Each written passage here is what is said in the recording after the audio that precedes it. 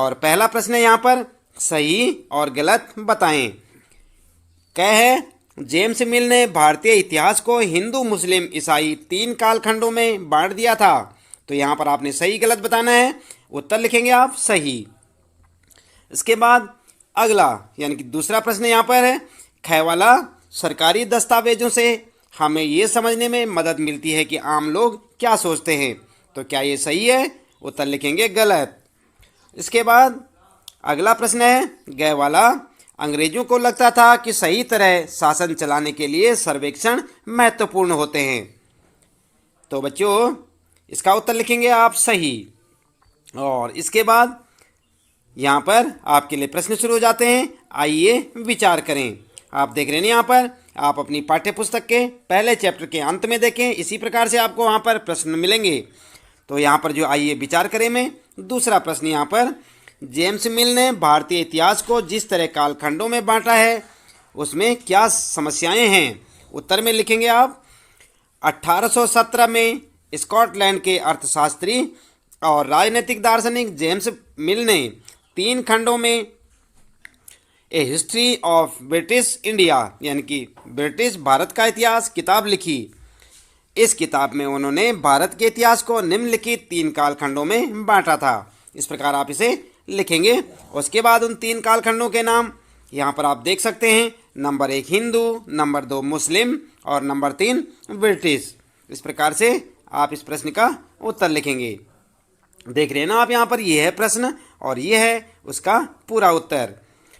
यहाँ पर जो है इसके बाद लिखेंगे आप इसी उत्तर में, समस्या क्या थी। जेम्स मिल द्वारा भारत के इतिहास को इस प्रकार 3 खंडों में बांटने से निम्नलिखित समस्याएं थी। और नंबर 1 समस्या क्या थी, यह विभाजन सांप्रदायिकता के आधार पर किया गया था। नंबर 2 दूसरी समस्या क्या थी, यह काल विभाजन औपनिवेशिक विचारधारा पर आधारित था। और तीसरी समस्या जो थी बच्चों, इस काल विभाजन का उद्देश्य भारतीयों को अलग अलग पहचान देकर फूट डालना था। तो इस प्रकार से आप प्रश्न का पूरा उत्तर लिखेंगे। इसके बाद बात करते हैं तीसरे प्रश्न की, अंग्रेजों ने सरकारी दस्तावेजों को किस तरह सुरक्षित रखा। उत्तर में लिखेंगे, अंग्रेजों ने सरकारी दस्तावेजों को निम्नलिखित प्रकार से सुरक्षित रखा था। और कैसे रखा था, यहाँ पर देखिए आप पॉइंट में लिखेंगे, आप पॉइंट बना बनाकर। नंबर 1 सभी शासकीय संस्थानों में अभिलेख कक्ष बनवाए। नंबर 2 तहसील के दफ्तर, कलेक्ट्रेट, कमिश्नर के दफ्तर, प्रांतीय सचिवालय, कचहरी सभी के लिए अपने अपने रिकॉर्ड रूम यानी कि कक्ष बनवाए। तीसरा, महत्वपूर्ण दस्तावेजों को सुरक्षित रखने के लिए अभिलेखागार और संग्रहालय जैसे संस्थान भी बनवाए।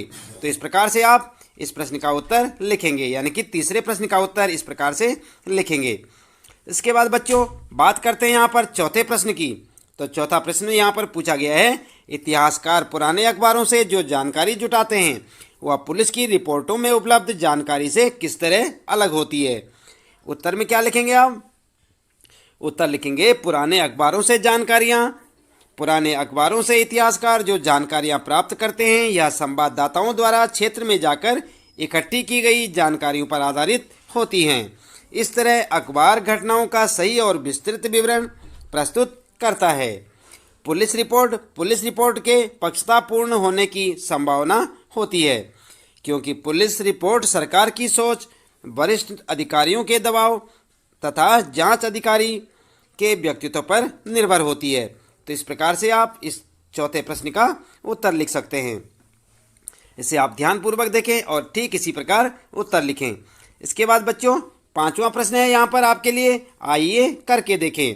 आप देख रहे हैं यहाँ पर पांचवा प्रश्न, क्या आप आज की दुनिया के कुछ सर्वेक्षणों का उदाहरण दे सकते हैं। सोचकर देखिए कि खिलौना बनाने वाली कंपनियों को यह पता कैसे चलता है कि बच्चे किन चीज़ों को ज़्यादा पसंद करते हैं, या सरकार को यह कैसे पता चलता है कि स्कूल में बच्चों की संख्या कितनी है। इतिहासकार ऐसे सर्वेक्षणों से क्या हासिल कर सकते हैं।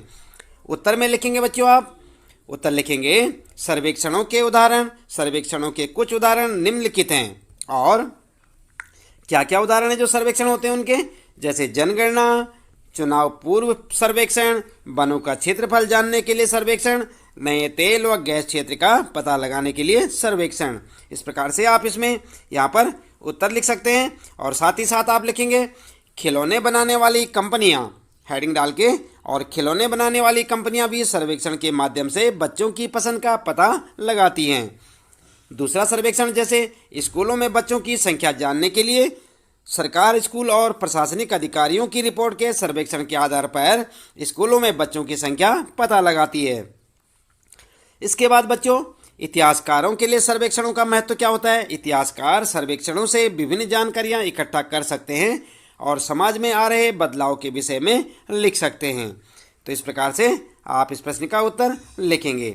देख लिया ना आपने पूरा प्रश्न और इसका उत्तर। ये था आपका 5वां प्रश्न और इस प्रकार से आप इस प्रश्न का उत्तर लिखेंगे। इसके साथ ही इस पाठ से संबंधित प्रश्नों के उत्तर यहाँ पर समाप्त होते हैं। ज़्यादा प्रश्न नहीं थे इस पाठ में, थोड़े कम ही थे। आपके लिए ये पाठ आसान